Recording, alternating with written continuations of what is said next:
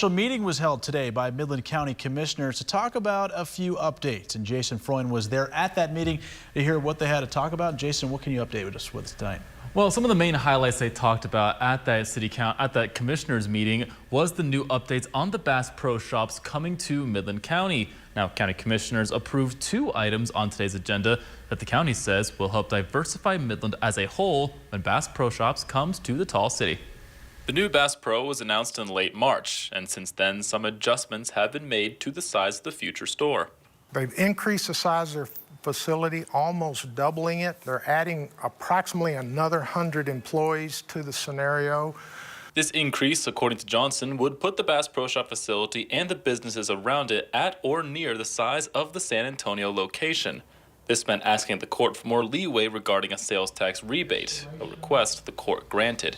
So they were asking for a little bit more of an offset if we extended from 7 to 10 years, which I think is a great investment on this court to make for this community to bring Bass Pro to Midland. But the court wouldn't have been able to grant this request without first passing a Code 381. So what is that? It allows the county court to issue funds to private industry or private individuals.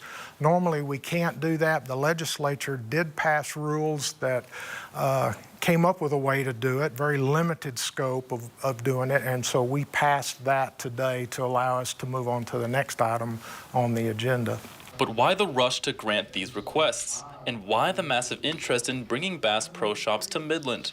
Well, according to Johnson, is to broaden the scope of Midland and make it more than what it already is. And we need to diversify. We've been a one-industry town, a one-horse town, if you will, for my entire life of living here.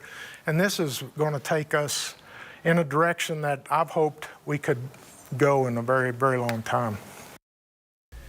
County commissioners also said that Bass Pro will be bringing new businesses unique to Midland.